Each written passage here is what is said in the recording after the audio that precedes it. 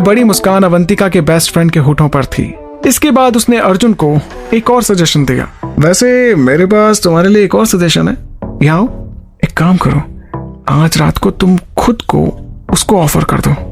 उसको कहो कि मुझे जितना खाना है खा ले, अपने सब कपड़ों को उतारो और अपने आप को एक बड़े से रिबन के साथ लपेट लो और अवंतिका के सामने खुद को पेश कर दो।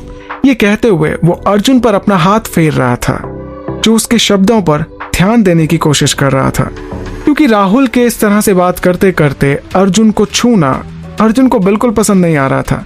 वो काफी घबरा रहा था। उसे डर था कि राहुल उसके साथ कुछ गलत ना कर दे। इधर अर्जुन का छोटा भाई अपूर्व अपनी इमेजिनेशन में केक खाने में बिजी था। वो सोच रहा था कि वो किस तरह भाभी के लिए एक चीज केक लेकर गए और अवंतिका ने उस केक को काटा और एक बड़ा सा पीस अपूर्व को खाने को मिला। ये सोच सोच कर ही उसके मुंह से पानी आ रहा था।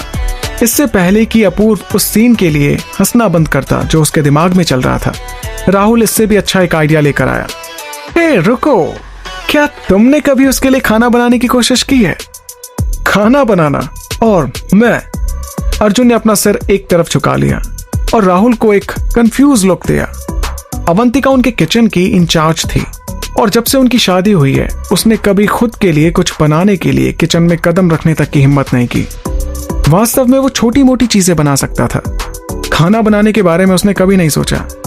हाँ यार, आई एम सीरियस, तुम ब्रेकफास्ट या डिनर क्यों नहीं ट्राई करते? राहुल ने अपनी पलकों को झपकाते हुए कहा। क्या वाकई अर्जुन तुमने अवंतिका के लिए पहले कभी कुछ नहीं बनाया? अर्जुन ने अपना सर ना में हिला दिया। हाय, तुम तो बहुत खराब सिचुएशन में हो। तुम कैसे नहीं जानते हो कि वो क्या चाहती है? भाई मेरा तो एक ही सजेशन है, तुम एक काम करो, तुम मेरे सेकंड प्लान को फॉलो करो, खुद को एक रिबन में बांध के उसके सामने पेश कर दो। ये कहते हुए राहुल ने अर्जुन की पीठ को थपथपाया। अर्जुन का ध्यान राहुल पर था। वो उसकी साजिश में फंस गया था। ये क्या था? उसकी छोटी शैतान पत्नी इन दिनों बहुत शरारती हो गई थी। वो काफी बुरे तरीके से नहीं, लेकिन उसकी उम्मीद से बिल्कुल अलग। उसे अब साफ लग रहा था कि ये सब कुछ राहुल का ही किया धरा है। वो ही उसे ऐसे नए नए आइडियाज देता होगा। सो ठीक है, अगर तुम आज रात उसके लिए कुछ शानदार करना चाहते हो तो प्लीज अवंतिका से पहले घर पहुंचकर उसके लिए फैंटास्टिक डिनर रेडी करना और उसके बाद जो तुम्हारा मन करे वो करना। तुम उसके लिए अपने हाथों से प्यार से खाना बनाओ। मैं श्योर हूं कि वो तुमसे बहुत खुश होगी और तुम्हारे एफर्ट्स के लिए तुम्हें एक बहुत अच्छा रिवॉर्ड भी देगी। अर्जुन को राहुल की बातों पर शक नहीं था। ऑफ कोर्स वो जानता था कि उसकी पत्नी को उसका फेवरेट खाना देने से वो काफी खुश हो जाएगी। और क्या अवंतिका ने अर्जुन से सिर्फ इसलिए शादी नहीं की थी कि वो रोज उसे अच्छा अच्छा खाना खिलाएगा, लेकिन अपूर्व के साथ ज्यादा खाना खाने के कारण उसका फिगर बदलना शुरू हो गया था और अर्जुन को उसे जिम जाने के लिए बहुत समझाने की कोशिश करनी पड़ती थी, लेकिन अवंतिका जाने को तैयार ही नहीं होती थी। वैसे तुम्हें यकीन है ना कि ये काम करेगा? अर्जुन ने पूछा। ऑफ कोर्स डियर, सही तरीके से, सही तैयारी से मुझे पूरा यकीन है कि वो तुमको सही रिजल्ट देगी। राहुल ने पलक झपकते ही उसे जवाब दिया। कौन सी चीज अवंतिका को खुश कर सकती थी सिवाय अच्छे खाने के? लेकिन अपूर्व पूरी तरह से श्योर था कि उसका भाई कभी अच्छा खाना नहीं बना सकता। जब वे दोनों छोटे थे तब से उसका भाई बहुत बुरा कुक था। एक दिन उसने टाइमर को स्मोक अलार्म की तरह यूज किया था और उसे याद आया कि किस तरह उसने पूरे किचन में आग लगा दी थी और एंड में वो जला हुआ चिकन लेकर प्लेट में सबके सामने आया था और बड़ा खुश था कि उसने चिकन बनाया है। बेचारी भाभी, भगवान ही जाने आज क्या होने वाला है। अपूर्व बस उम्मीद रख सकता था कि आज का डिनर खराब नहीं होगा। डार्लिंग, तुम बस वो सब करते जाओ जो मैं तुम्हें बता रहा हूँ, तुम देखना अवंतिका तुमसे बहुत खुश होगी।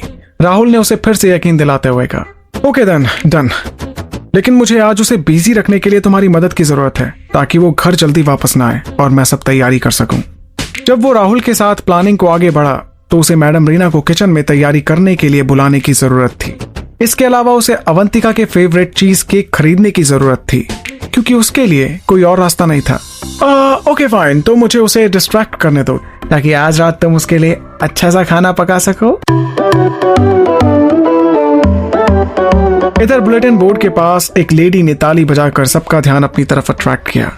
वो सभी एग्जामिनीज जिन्होंने जिन्होंने आज का पहला एग्जाम पास कर लिया है उन्हें कॉन्ग्रेचुलेशंस। लेकिन ये अभी तक खत्म नहीं हुआ है। आप सभी को फाइनल और प्रैक्टिकल एग्जाम के लिए वापस आने की जरूरत है। आपको अपने साथ 3 इंग्रेडिएंट्स लाने की परमिशन है, लेकिन वो कमेटी के अप्रूवल पर डिपेंड करते हैं। फिर से सभी को कॉन्ग्रेचुलेशंस। उन सभी एग्जामिनीज को जिन्होंने आज का पहला एग्जाम पास किया है उन्हें कॉन्ग्रेचुलेशंस। लेकिन ये अभी खत्म नहीं हुआ है। आप सभी को फाइनल और प्रैक्टिकल एग्जाम के लिए वापस आने की जरूरत है। आपको अपने साथ 3 इंग्रेडिएंट्स लाने की परमिशन है, लेकिन वे कमेटी के अप्रूवल पर ही डिपेंड करते हैं। फिर से सभी को कॉन्ग्रेचुलेशंस और अब मैं आपसे नेक्स्ट वीक मिलूंगी। अवंतिका काफी खुश हुई कि उसे प्रैक्टिकल एग्जाम शुरू होने से पहले ब्रेक मिल जाएगा। उसने वहां से जल्दी जाने का फैसला किया ताकि वो घर पर एक अच्छी नींद ले सके और कुछ खा सके। लेकिन उसकी आंखें एक जाने पहचाने इंसान से मिली। आखिर श्रेया वहां क्या कर रही थी? वो यहाँ एक एग्जामिनी की तरह नहीं आई थी, तो फिर वो यहाँ क्या कर रही है? मानो उसके सेंस को जानते हुए श्रेया ने अपना सिर घुमाया और अवंतिका को उसकी तरफ देखते हुए पाया। वो अवंतिका की तरफ झुकी और एक हल्की सी स्माइल दी। मिस अवंतिका, श्रेया ने उसे ग्रीट किया। उसके चेहरे से लग रहा था कि वो किसी बात से चिढ़ी हुई थी। हे श्रेया, तुम यहाँ क्या कर रही हो? क्या तुम अपने किसी दोस्त को सपोर्ट करने आई हो? अवंतिका ने सवाल किया। श्रेया ने उसे पहले अजीब तरीके से देखा और फिर कहा, हाँ, लेकिन उसकी कोई रैंक नहीं बनी, लेकिन कम से कम उसने एग्जाम पास कर लिया है। तो क्या श्रेया उस आदमी के बारे में बात कर रही थी जिसके साथ पिछली बार वो अपनी शॉप में दिखाई दी थी, जब उसने अवंतिका और वैशाली की मदद की थी दूसरी लड़कियों के बुरे कमेंट्स और बिहेवियर से? क्या वो तुम्हारा बॉयफ्रेंड है? अवंतिका ने पूछा। ये सुनकर जब श्रेया की आंखों से आंसू बहने लगे तो अवंतिका को यह महसूस होने में देर नहीं लगी कि उसने एक गलत सवाल पूछ लिया है। नहीं यार, वो मुझे वैसे प्यार नहीं करता जैसे मैं उसे करती हूँ। ओह सॉरी, इट्स ओके, एक नॉर्मल बात है। जरूरी नहीं कि सामने वाला भी हमसे प्यार करे। वेट, किसने कहा कि मैं उसके लिए रो रही हूँ? श्रेया ने उसे इग्नोर कर दिया और अपनी आंखों से आंसुओं को दूर कर दिया। लेकिन अभी तो तुमने कहा कि तुम उसे सपोर्ट करने के लिए यहाँ आई हो। मैं उसके लिए नहीं आई हूँ, मैं यहाँ तुमसे मिलने आई हूँ। अवंतिका ने अपने होठों को एक साथ दबाया। श्रेया का इस बात से क्या मतलब था? क्या इस कैंपेन में कुछ गड़बड़ है? वो जानती थी कि श्रेया की कंपनी फ्लोरल अपैरल का राहुल की एड कैंपेन के साथ कॉन्ट्रैक्ट है। वो राहुल को सपोर्ट कर रही थी। देखो, मुझे नहीं पता था कि तुमसे कैसे कांटेक्ट करना है। उस बेवकूफ राहुल ने मुझे तुम्हारा नंबर भी नहीं दिया, लेकिन क्योंकि मैं जानती थी कि तुम आज एग्जाम दे रही हो, इसलिए मुझे लगा कि तुम यहाँ जरूर मिलोगी, इसलिए मैं यहाँ तुमसे मिलने आ गई, श्रेया ने कहा। इधर अर्जुन को लग रहा था कि वो कितना बदकिस्मत हो सकता है, क्योंकि मैडम रीना एक दिन की छुट्टी पर थी, इसलिए वो उसके घर पर नहीं आ सकती थी। इस बात को वो भूल ही गया था।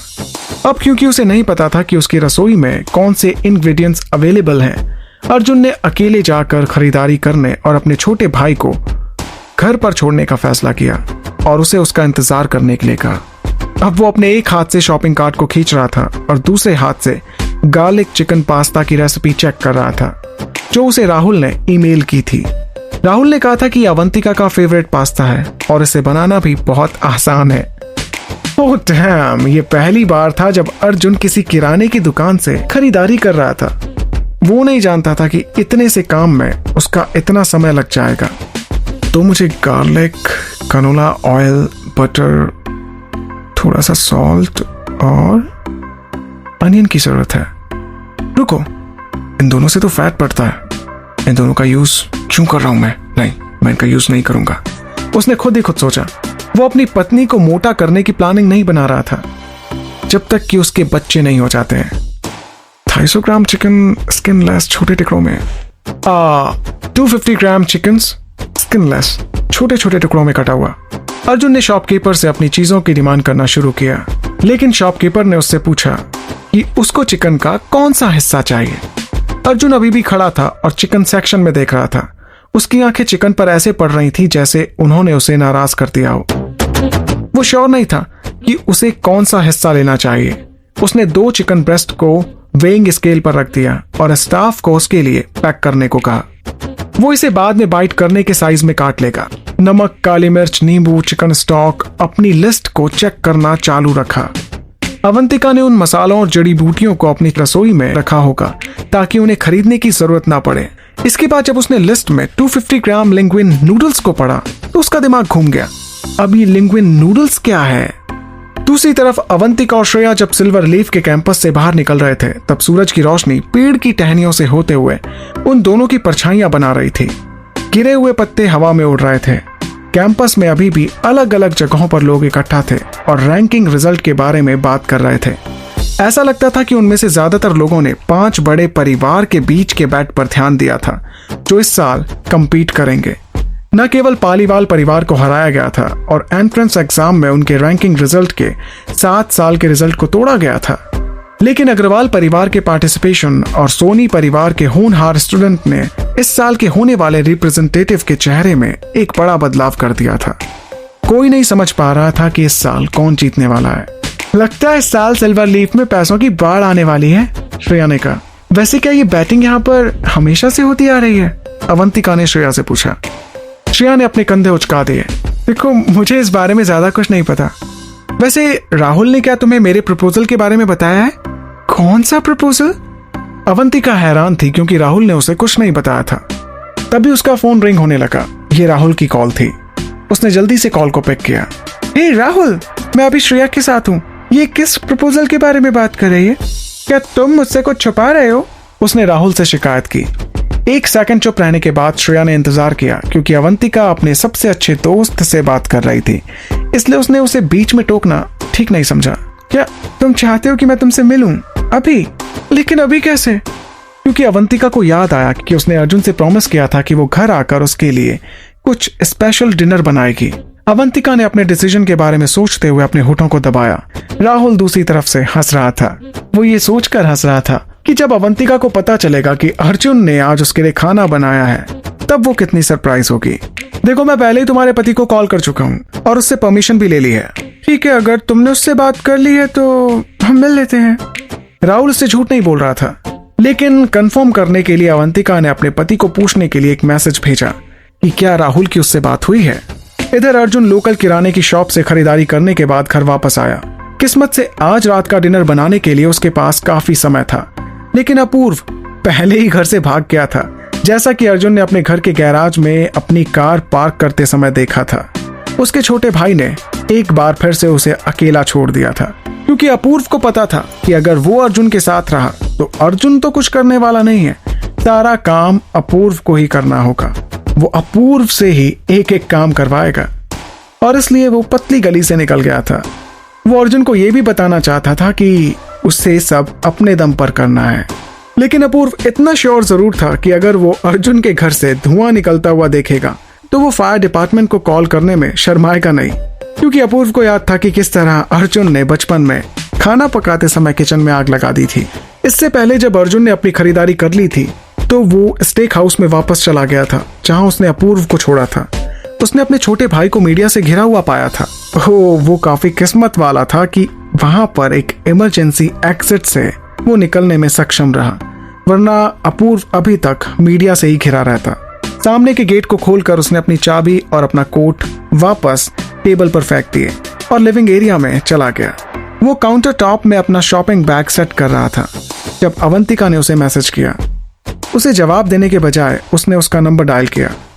I am sorry Arjun, Rahul ने मुझे अभी कॉल किया और मुझसे मिलने के लिए कह रहा है।